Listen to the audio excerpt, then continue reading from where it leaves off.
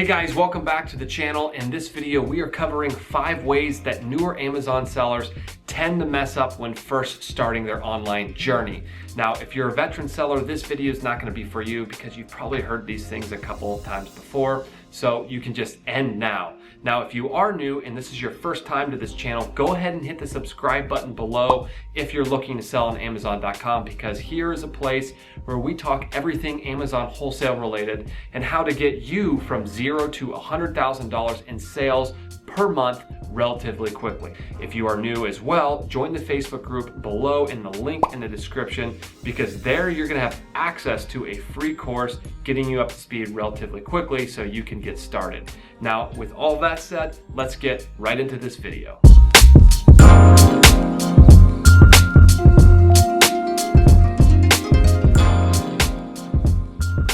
The first mistake that I see newer sellers make is sticking with the online arbitrage and the retail arbitrage business models. Now, this is not a bad way to first start off and get your feet wet to try and understand how Amazon works, but as time goes on, you really want to venture away from doing business like this for many reasons. First and foremost, if a customer complains about the authenticity of the products you're offering, well, Amazon's going to require you to provide a distributor invoice, not a store receipt. It's a real quick and easy way to get banned from Amazon if you get an authenticity complaint and you can't back it up with an invoice. Second, doing the online arbitrage and retail arbitrage business model requires a whole lot of time and keeps you from scaling your business up so you can do, 6 figures a month.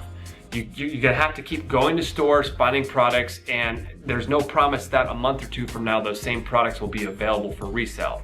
Whereas in the wholesale business model, you can find a listing one time and sell on it over and over and over again, and kind of just put that on autopilot while you go and find other products to do the same thing and just scale up.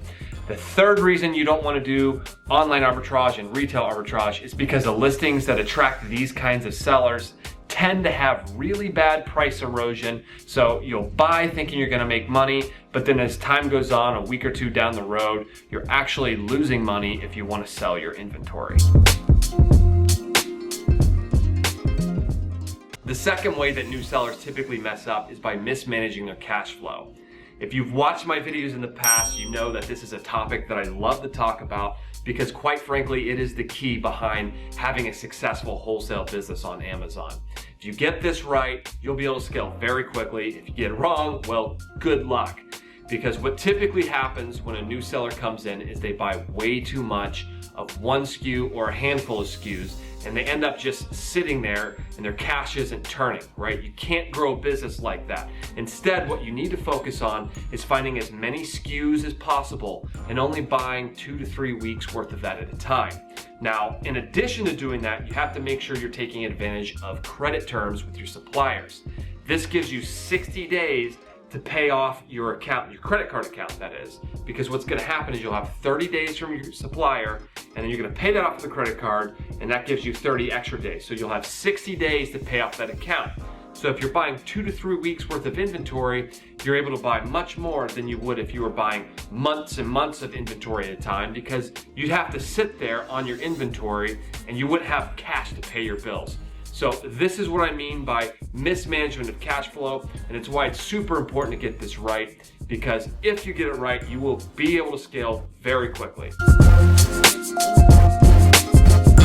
The third mistake that new sellers typically make is not spending enough time taking action. Now, there's a lot of information out on YouTube on different tactics and tricks that you can do to grow your business or to get started. This is very discouraging if you spend so much time learning, but you don't actually get down to brass tacks and take action. Really, you should be focusing on 3 things. It's very simple. Find more products, find more distributors, and manage your cash flow.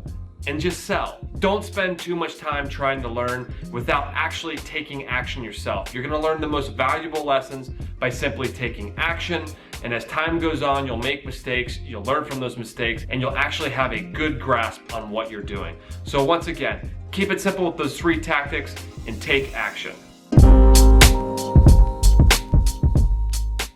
The fourth mistake new sellers make, and probably the most frustrating for me, is the lack of understanding of the buy box. Now, you've probably noticed listings where the price just seems to keep going down and down and down, just when you think it won't go down any lower, it just keeps going.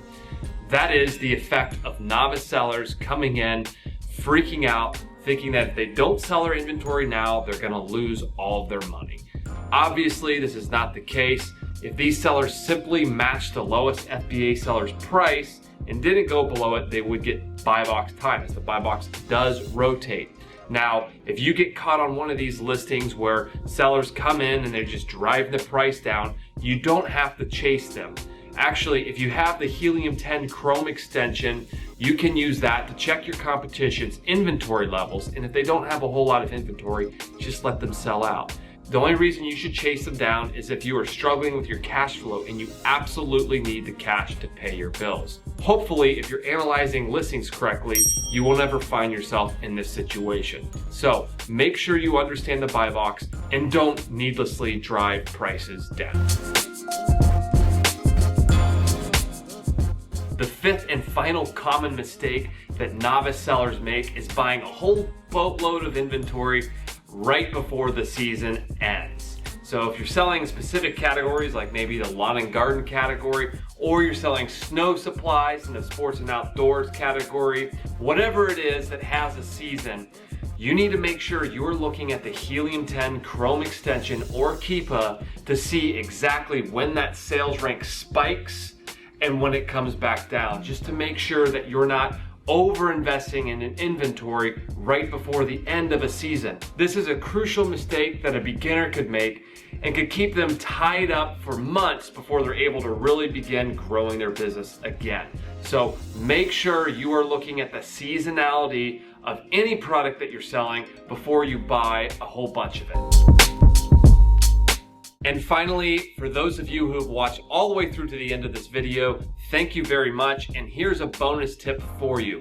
If you're a new seller, make sure you don't jump the gun and buy a course without first going through the process of finding a product, finding a distributor, listing that product, and making at least a few sales. Because you might find that once you've sold a few items, you have the confidence now to learn this stuff on your own using YouTube or Facebook groups as a resource, and trial and error by once again taking action and learning from your mistakes. So there you have it. That's my recommendation. Don't buy a course if you haven't done these steps already. Otherwise, if you've done these things and you're still confused or you still haven't got the results you want, go ahead and buy a course. It never hurts to learn from somebody who is far ahead of you so that you can get on their level. Thank you for watching all the way through to the end of this video. If you don't mind, go ahead and smash that like button for me. And if you like the content, subscribe to the channel. Also, don't forget about the Facebook group in the link below where you'll have access to that free course. Thanks again, and we will see you again in the next video.